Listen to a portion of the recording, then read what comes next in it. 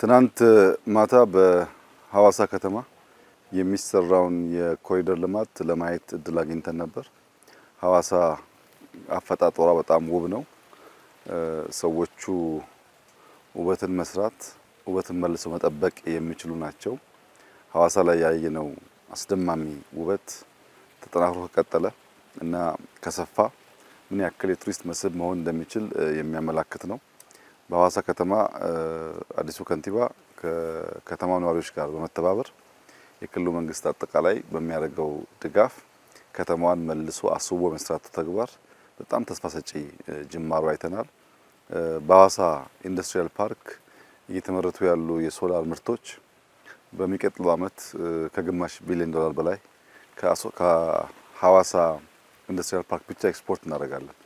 ኢንዱስትሪው ከተማው እያደገ መጥቶ የሰርቪስ ኢንዱስትሪውን በሚስብበት ሰዓት በተለይ ከአዲስ አበባ እስከ ሐዋሳ ያለው ሃይዌይ በዚህ ዓመት እየተጠናቀቀ ስለሆነ ከሚቀጥለው ዓመት ጀምሮ ከሐዋሳ አዲስ አበባ ማክሲመም 2 ሰዓት በቶሎ ነው የሚወስደው።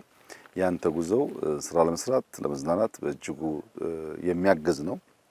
ከከተማውና ከኢንዱስትሪ ሲወጣ ደግሞ ይሄ ብላቴ አካባቢ ነው። እንደምታውቁት የዛሬ 2 ዓመት በ3 ዓመት ገደማ መተን ነበር። ብላቴ በረሃ ነው። ምንም አይነት ምርት የሚሰጥ አካባቢ አልነበረም።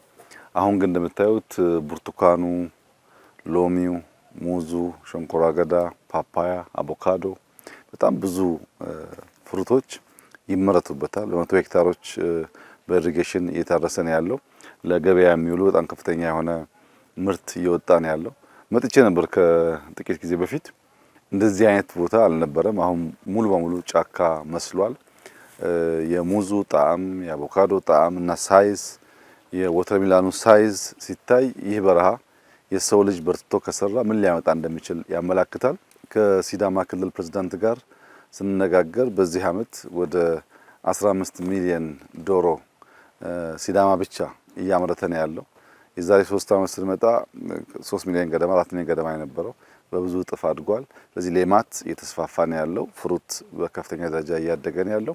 ከተማ እየተለወጠ ነው ያለው። ኢንዱስትሪ ብቻ ሳይሆን ኤክስፖርት ወደ ማድረግ እያደገ ነው ያለው። ይሄ ሁሉ ሲደመር ኢትዮጵያን ከነበረችበት የልመና የታሪክ ደህንነት አስቀርተን ብልጽግናን ለማረጋገጥ ያን ደግሞ የሚጠብቁ ተቋማት ለመገንባት ቅድም እንዳየነው የኤሊት ፎርሱ በጣም አስደማሚ ብቃት አሳይቷል። ተቋም እንገነባለን።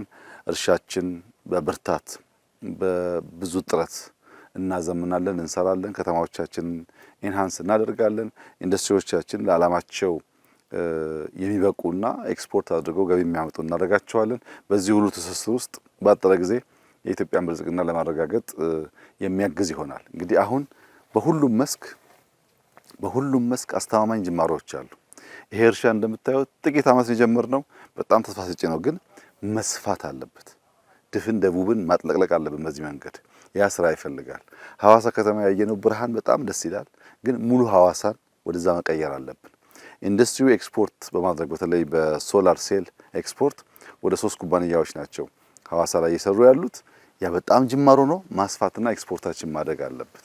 በኢንፍራስትራክቸር ሐዋሳን ከአዲስ አበባ የሚያገናኘው ሃይዌይ መንገድ አልቆ ፍሩት የሚመላለስበት፣ ቱሪስት የሚመላለስበት፣ የኢንዱስትሪ ጉድስ የሚመላለሱበት፣ ብዙ ሀብት የሚንቀሳቀስበት መሆን አለበት። ከሐዋሳ እስከ ሞጆ ያለው ግራና ቀኝ እንደምታውቁት ለፍሩት ምቹ ነው፣ ለምርት ምቹ ከባቢ ነው። ወደ ምርት መቀየር አለበት። ግብርናችንም በእውቀት በትጋት ከሰራን፣ ኢንዱስትሪ በእውቀት ገበያ ተኮር አድርገን ከሰራን፣ ከተሞቻችንን ካዘመን፣ መሰረተ ልማት ከገነባን፣ እነሱን የሚጠብቅ ደግሞ ጠንካራ ተቋም አርሚ ከገነባን የኢትዮጵያ ኤግዚስተንስ ነፃ ሰላማዊ የመሆን አቅሟ እያደገ የሚሄድ ይሆናልና በሁሉም መስክ ነው መለፋት ያለበት። ዳይቨርሲፋይድ ያልንበት ዋናው ምክንያት በአንድ መስክ ያለ ሰክሰስ፣ በአንድ መስክ ያለ ውጤት ሁሉን ችግር አይፈታም።